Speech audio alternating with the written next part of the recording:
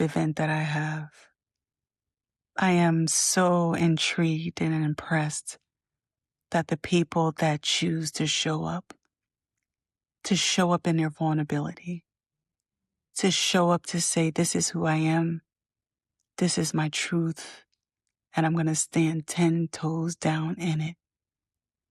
That is the heart and the spirit of Chaotic Vibes.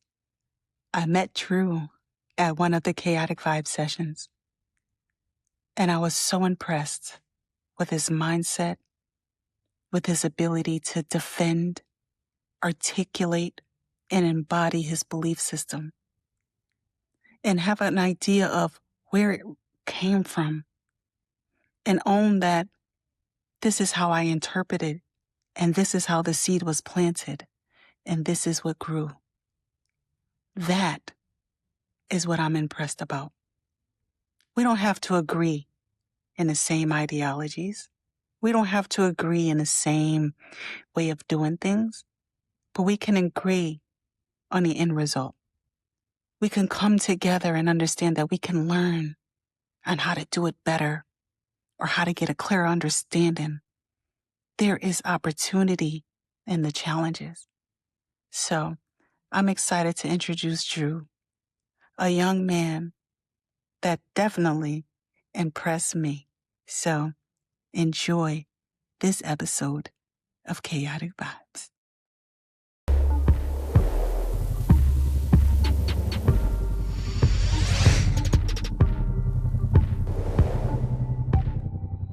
I feel like people shouldn't change their belief system, but just understand different views on what people bring to the table. I'm a firm believer of staying 10 toes down on what you believe in. Facts. But also don't misjudge what somebody else brings to the table, but also just understand it. So and come to a common ground on it. So I learned a lot. I got to see a lot of different points of views on different topics and discussions, which is always a blessing. That's how you learn. That's how I we believe learn. that's how you. That's a big thing. It is. It's not what you're taught in school. It's more so life experiences and people that you meet. Right. So yeah, in that ways. But the gist of it is really creating a safe space. Yeah. Where you can show up however you want. Whatever you want. Work here, baby. Whatever you need. Right. Jew came last time. We call him Carhartt, right? Because he worked hard and he show up. Right here. And but one of the things that came up in our conversation, I don't even know how it got prompted, but the topic became divine order and how we show up in relationships, especially in the feminine masculine dynamic, marriage and relationships. And it spills into every area, right? Where we regard men as being the authority, the provider, the protector, and all of that. And women kind of take a step back, almost in the distance, in the shadows. She's there, but she's only recognized if you choose to consider her. And even then, to what degree are you going to consider her? Right? And we started talking about that. And in my upbringing, it's always been, God, man, and woman. Right? And God is the ultimate. And then from there, he gave authority and power to man. And from there, he gave us women to men as a helpmate. And from there, we nourish it, we hold, and we take care of the family. We turn those houses into homes. We do all that thing. And it's almost like we're at the mercy or submission to the man. So that's where I've kind of grew up with.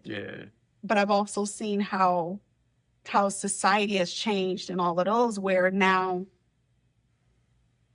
women are working just as hard as men. We're putting in work just as much. But then at the same time, you doing what you've always done. And your responsibility ends there. You provide, you protect, you come home, you want peace. But I'm going out there and I'm doing the same thing. I'm bringing in just as much and in some cases more. Yeah. Put in the same amount of hours. The kids still need to be taken care of. Right. Homework still need to be done. Dinner still need, all that stuff still need to be done. Then there's chores. But then now we get into these gender roles. Yeah. And when that clashes, what's the belief system, or what are the ideologies that's going to carry you? And so for me, it was always the man is the head, and women have to submit. But I, like so many other women, say, I don't mind submitting to a man, but he has to be in right divine alignment with God in order for me to follow him to that degree. Right. And then we talk about courageous vulnerability. Are you honest enough to say when your ego's in the way? A lot of men ain't. A lot of men ain't. So when we started going down this conversation, you was like, no, I think, go ahead, and now you say it. Firm believer on it. I would say my belief is God, woman, man. Strictly. Other people may have this. Other people, it all really depends on how you grow up, where you grow up at, and what you see. From my point of view, growing up with a single mother, and growing up around a bunch of my friends who have single moms. So for me, it was more so, it was like, it is what it is. In the minority community, well, I think it's like 60%, like, Black fathers ain't always around. Shout out to the ones that are, though. But I grew up on woman, man, well, God, woman, man, just because I've seen so many single mothers play the man role. Go to work, come home, cook, clean, kids to bed, ass is being washed, boom, started all over the next day without no man there. And then as I got older and I started seeing, moms dating having boyfriends and stuff like that, it still was like, yo, look, you just here, I run this shit. You know what I'm saying? Like, yeah, you may have a good job. At the end of the day, you're my boyfriend, this and that. Like, so it was just always like, I don't know, maybe my mom was just that strong woman to where it was just like, look, this is where I'm at. You can either get with it or get lost. Right. So that was part of your belief system that was taught to you, the way you interpreted what you saw your mom. Yeah, but my mom ain't never pushed that on me, though. It was like, oh, it's supposed to be this way, where a woman is always in front, this, and that. It's just me growing up and actually seeing it and seeing how it works, versus other household families. Like once I went to private school and actually got to start hanging out with the different kids, the different ethnicities. Like I got white friends, Black friends, Indian friends. It was just wild to see the different structure where the man come home, he comes home from work and he's just telling everybody what to do, and then telling the wife this needs to be that needs to be this, da da da da. And I guess now from my own experience, the reason why I just like firmly believe it is I got a fiance with 3 kids and I done been left at home.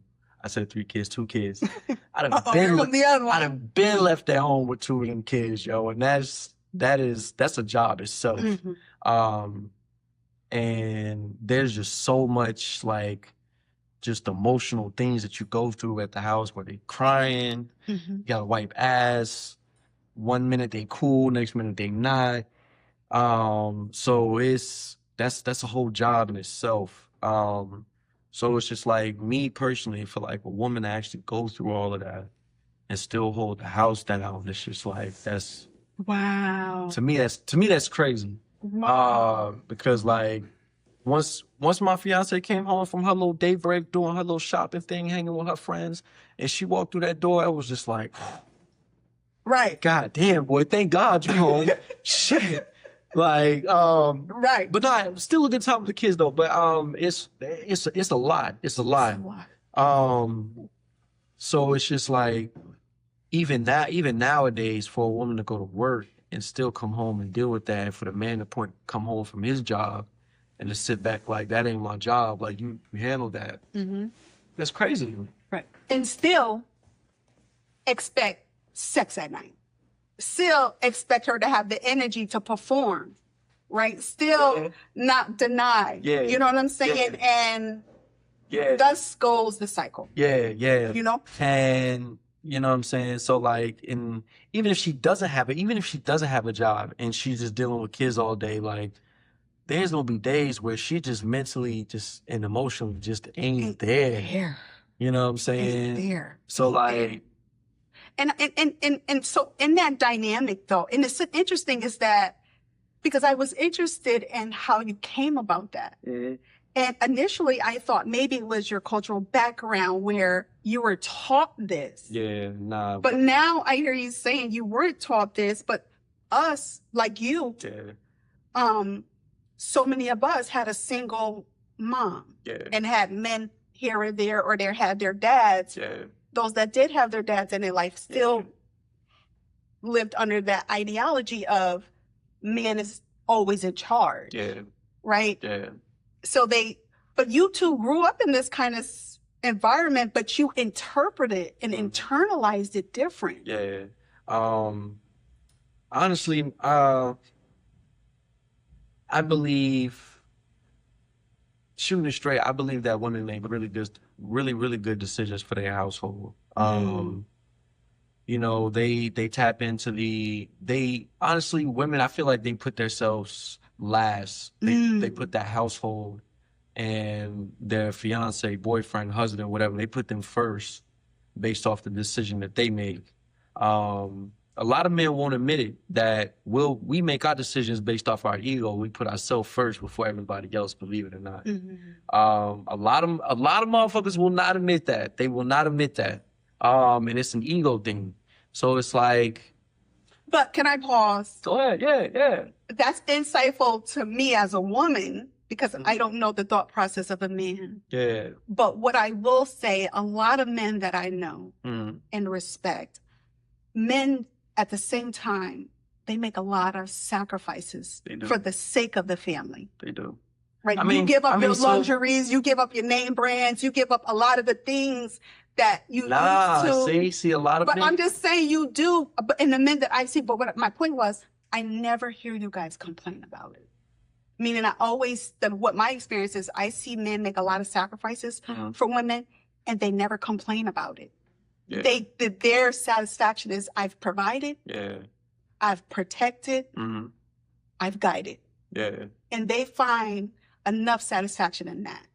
And sometimes women don't see that or understand that, and therefore we want so much more, not really understanding how much you guys are really giving and sacrificing. I mean, so I just wanted to make that point. I do give men credit for what they do. Oh yeah. So I give men credit and everything too. You know what I'm saying? But it's just like, I feel like too, at the end of the day, like they make those sacrifices to maintain the lifestyle that they want to live. You know what I'm saying? So like, I see what you're saying. I mean, so like, growing up in the hood, you look at if you living in the projects, you look at your next door neighbors, and there's a man there. He may be busting his ass and going to work and stuff like that, but it's like, that's the lifestyle that he wants to live. He's okay with. Gotcha. You know what I'm saying? He's okay with going to work wherever he's working at versus stepping his game up and actually working and trying to go to a different section. So you're saying, and their decisions, ultimately, they make those decisions based on their own needs. And then listen, girl, you and the family, y'all come along for the ride. That's what you're saying. Okay, so now that's a way to be. They get comfortable. A lot of people do. They get comfortable. Not a lot of men they don't like once they get into that one mode and they're like, all right, I'm cool with being here. You know what I'm saying? And they don't want to jump and make that sacrifice and to bring themselves to the next level. Me, I just was always different. Growing up in the hood, I didn't want to live there. Right. And once you get that little small taste of being out of it, and you know what you got to do to stay out of it, like You keep going. then you keep going, and it's only up from there. It's only up from there. Right. But yeah, I mean, I honestly, I don't know. Like, I just feel like a woman, like she leads different. We, us men, we make a lot of decisions based off our ego. A lot of men, they do, if they are running that house, yeah, they make sacrifice. They go to work, they do this, they do that. But they will think about, believe it or not, they will think about themselves first. You know, they will. They will. And we all do to some degree. Yeah. We all do. Yeah. But I just thought that this conversation was so interesting because just in that divine order, right? How that really becomes a core fundamental belief. Yeah. And then from that point, from that reference, from that center, how everything springs from there, right? How we show up and accept authority, whether it's from a man or a woman, right? How you're going to advocate for a man or a woman in certain situations. Yeah. And just that core value alone, it springs into every other area, work, family, you know, all of that. And again, it takes courageous vulnerability to say that out loud. Yeah. Because to me, that's courageous of you because you know you speak different from what most of us believe. Yeah. So you out there, you're going to catch some heat for that. Oh, yeah. But you're willing to speak your truth and say, you know what, nah, this is what I'll probably get so many opinions based off this. I know. But that's the part I respect and admire. Yeah. So like, for instance, for an example, for the protection part, if you look at it this way, if you live in the hood, most women, they want not saying all women, but this is just what I've seen. A good bit of women, they dating the drug dealers, and pretty much dating the tough guys. You know what I'm saying? But if you look at their living situation of where they living at, that's the type of dude they go for. But if you live in more so upscale, what you need protection for, that's a whole different environment. So your man choices is going to be a whole lot different. Yeah, like for an example, you won't see a successful woman looking for a drug dealer for protection. She's looking for a man who's probably on the same boat as him, but he may be like a wimpier guy. It's just that now she's more focused on chemistry and the vibe she gets from him more so than, yo, you got a gun, or like you doing this in the streets, you doing that in the streets. So like it's that's interesting. Based off where you're at is Sometimes I feel like based off where you're at is that's what that lady's gonna choose or go based off of.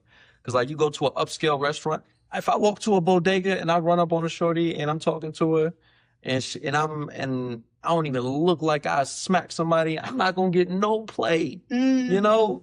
But if I go to like an upscale restaurant and I carry myself the same way I carry myself to that other female, nice, cool, making jokes, laughing, da-da-da-da, I just might get that chance because she's not looking for somebody who's like, doing all of this and doing all that and ready to smack somebody. They're not looking for that.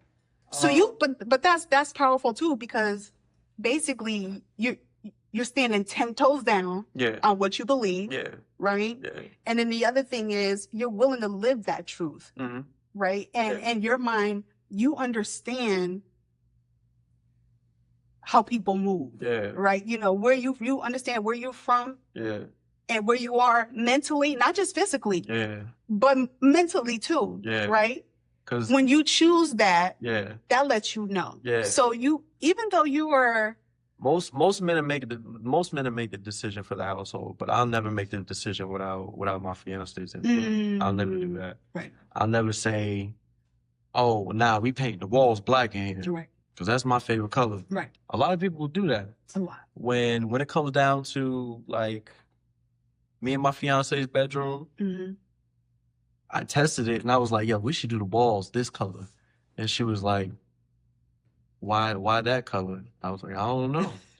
And she was like, well, I think we should just come into a mutual agreement. And I was just like, nah, I just said that as a joke. Okay. You know what I'm saying? That's- Do your thing, make, you know what I'm saying, pick the colors you want, do all of that. But you know, at the end of the day, that's standard in a lot of households, especially Black households. But I also feel like if you just openly ask them like, who run this? You know what I'm saying? I'm gonna be, I'll run this shit. And what's the age difference between you and your fiance? We're 5 years. Okay. And that's even crazy to say because she's younger than me. Okay. So like, because that's what I was gonna say, because when we talk about just showing up 10 toes down and choosing and being comfortable with that, I would think somebody like she would be older to kind of represent that, because a lot of younger women don't see things and move like that. So she picked where we live. Okay. She decorates the house. Shoot, if it's a weekend and I'm off, she's gonna be like, yo, this is what we doing this weekend, and I'm cool with it. But that has to say a lot about too, that you trust her. Yeah, for sure. You obviously, to a point where, because you don't just surrender that to anybody, right? Like they have to have a certain quality of character to relinquish that. But again, that goes back to that core value, that reference point, and how you move. Yeah. Because you had a woman that demonstrated, I know how to get shit done. Yeah. With or without. Right. Strong, whatever. Right. And you internalize that, so you trust the nature of a woman. Yeah, because they're going to find a way. You trust the nature of a woman, and then from there you show up, and then you just naturally navigate and gravitate to those things. What they say, choose what chooses you. Yeah. That's dope. A lot of men, I feel like, I mean, shoot, a lot of my homeboys, I ain't never heard them say it, but I tell them all the time, like, I mentally and emotionally depend on my girl a lot.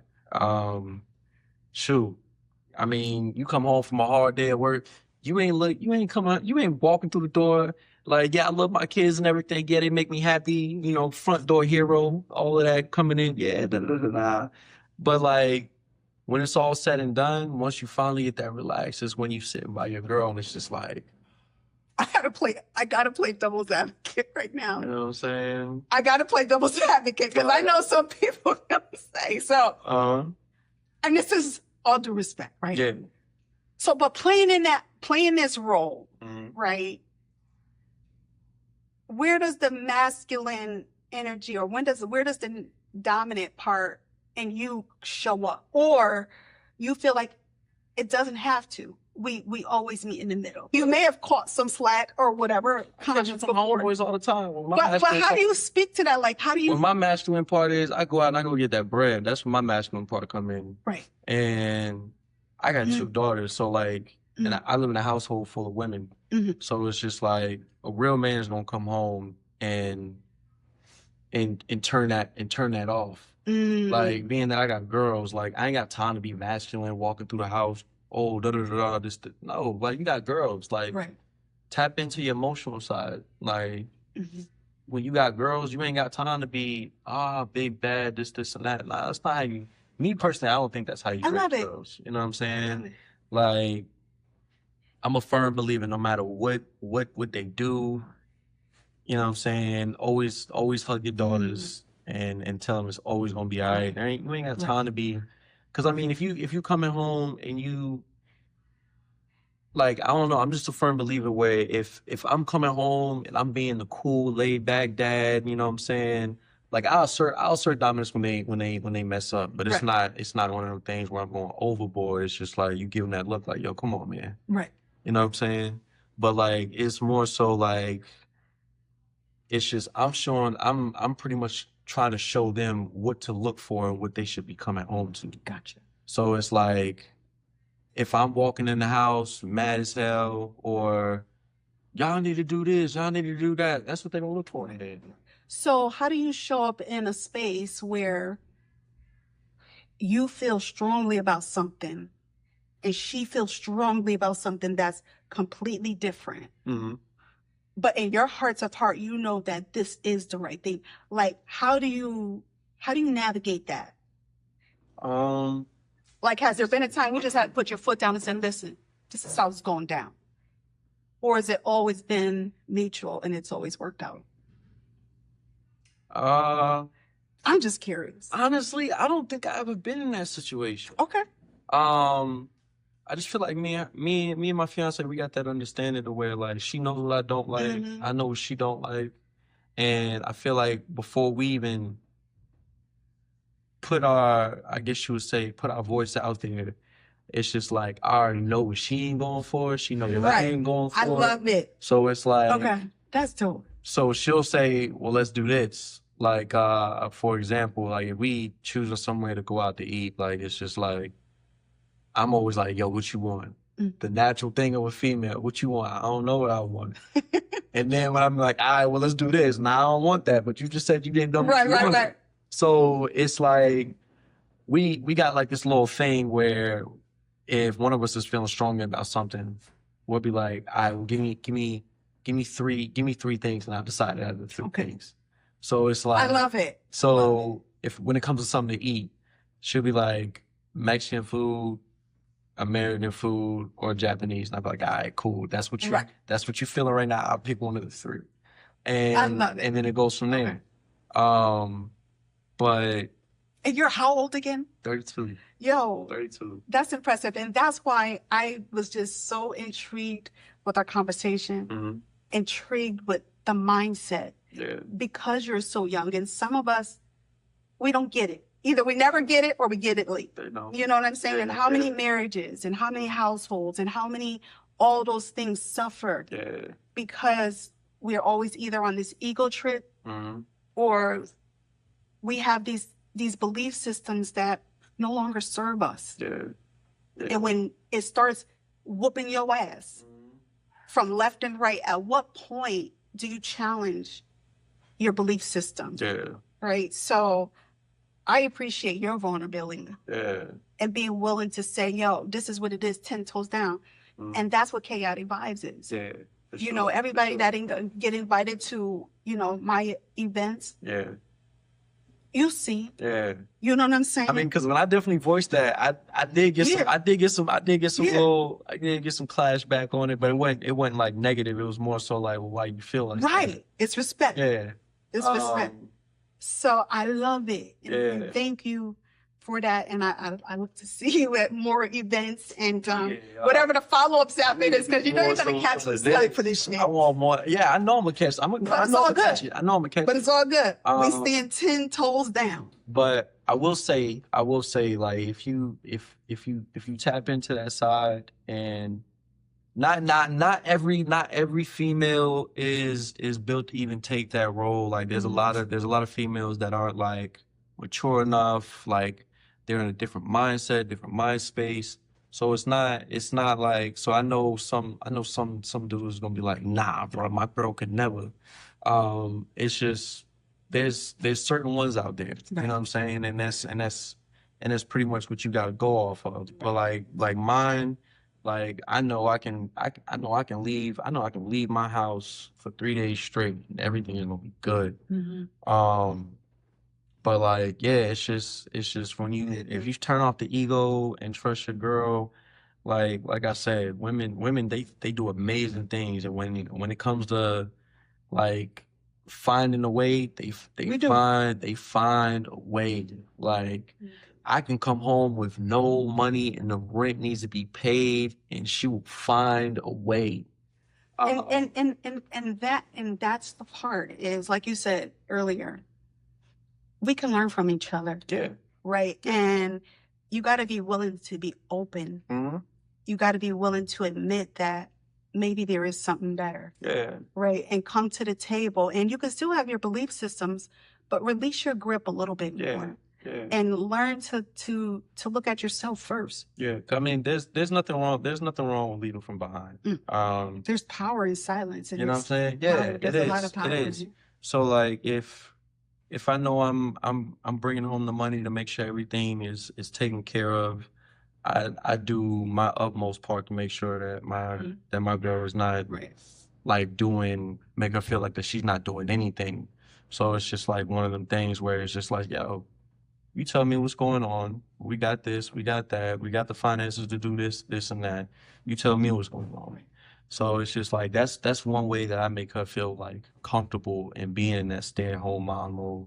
So like when she is running the house, like make her feel like she's like this is her shit. Right. You know what I'm saying? Yeah. So it's just like if she tell me friends can't come over and I ain't on the game, friends can't come over and I ain't on the game. That's just what it is. I love it. That's just what it is. Right. And you know what?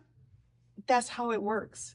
And my thing is, if we all trying to get to heaven, and we all trying to get to paradise, or we're all building an empire, why does it matter who's leading?